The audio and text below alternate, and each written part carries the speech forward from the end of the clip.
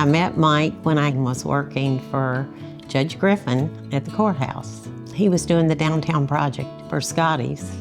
I would take the money from the county judge's office in order to see him, and he asked a friend of mine to port a patio for her husband just so he could find out if I was dating anyone seriously. So that's how we met. And we were together ever since. And we raised 3 kids and 8 of the best grandkids in the world. I remember when him and Mickey met, and he came home, he said, Ruth said, I met this girl, said she is so, oh, she's pretty. Mike, from the first day I went to work for him, they was very good people.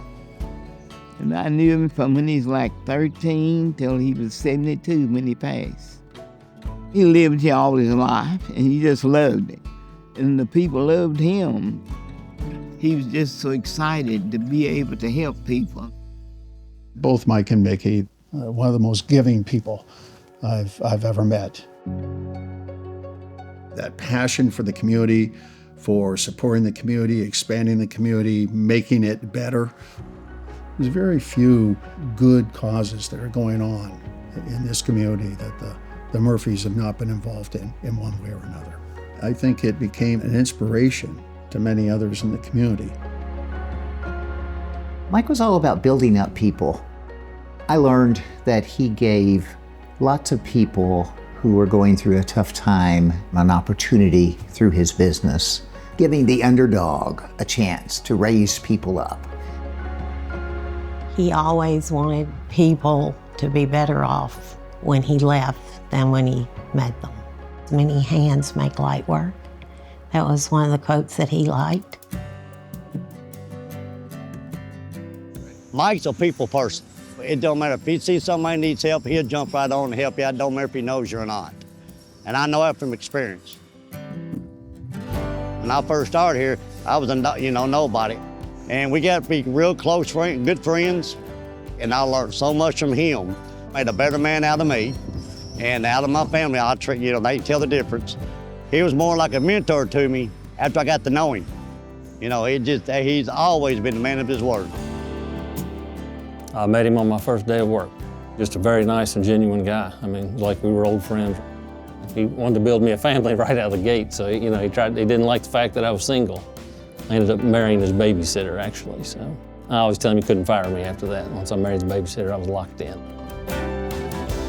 I went over and saw him a couple of weeks before he passed, and it didn't even surprise me that he was talking about work was taken care of and that my personal life was in good shape and wasn't worried about himself, and he wanted Mickey and Sarah taken care of and Cole and Nancy, so I think he enjoyed watching each one of us grow. One of his daughters told me that if he had a fault, it was that he was addicted to work. He was a workaholic. During a vacation, there were periods of time, some short and sometimes very long, where Mike was involved in business.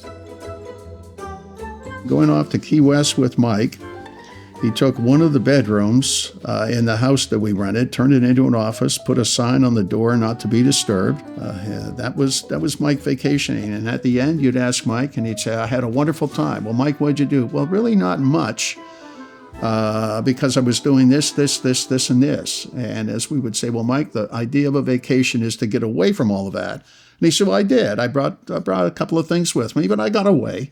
And that was typically Mike. I don't think Mike ever thought he was above anybody else.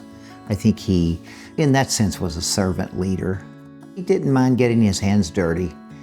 He could dive into helping with some kind of project. Today we're getting the groundbreaking for our new school. We want to make this world a better place for those kids out there, for future generations, for our children and grandchildren.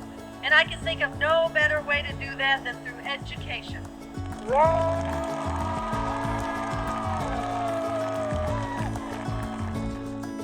For Mike and Mickey both, there was never a time they weren't all in. And so much of it was a factor of wanting to give back to Bowling Green and do things in the community. And as a result of that, they ended up being involved in so many of the different projects that you see today that have been built in the community. I became very involved with them through United Way.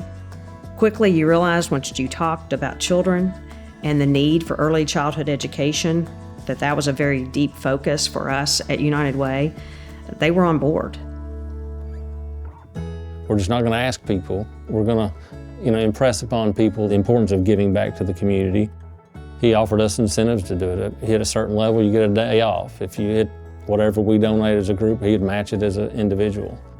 And so when you see him leading by example like that, there's nothing you can do but just jump in and give it all you got. He talked about how important it was for them to give and honestly to think about the things you do in your daily life. Like, do I go get a cup of coffee every morning on the way into work? The things that and where you spend your money that you don't even think about. And what if you took just a bit of that and spent it towards a cause?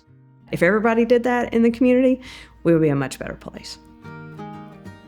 A lot of people probably don't know that one of the passions Mike had was his company does a whole lot of work on a lot of the churches in the area. And he was totally involved in renovating, for example, St. Joseph Catholic Church. Christ Episcopal Church is another downtown church. They didn't really do it necessarily to have a high profit in those projects. It was about the beauty of an old historic church and what could they do to maintain it. Just building a church, it was about faith. And I think it was something he was so proud of. For him, it was an icon that reflected faith to other people, reflected Christ and what Christ stood for to other people. Our faith has put us in a lot of wonderful positions where we could help, and that's what we want to do. And it's not because you want to make a name for yourself, it's because you do what's right.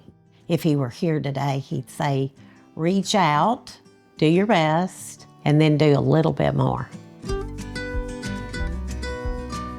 Well, this award was started that there needed to be a recognition in the community for folks who have done outstanding philanthropic work and just really meaningful work for the community.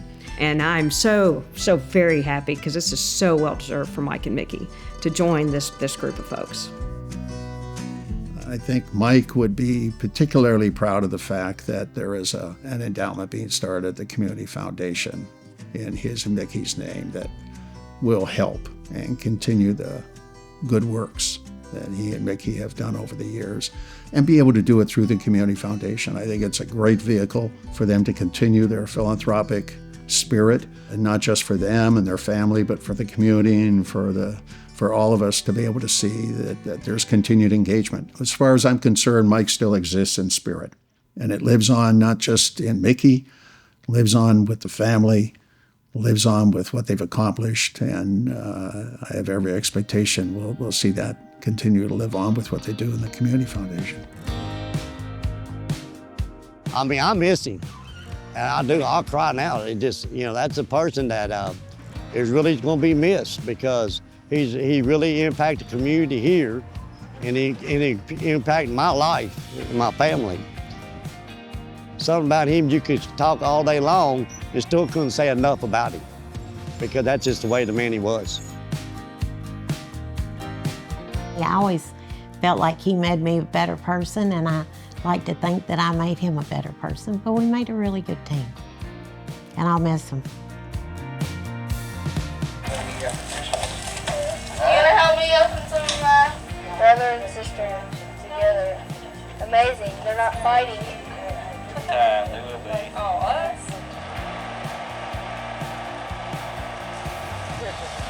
Working on the ice, yes. How's it doing, Mom? How's your other friends?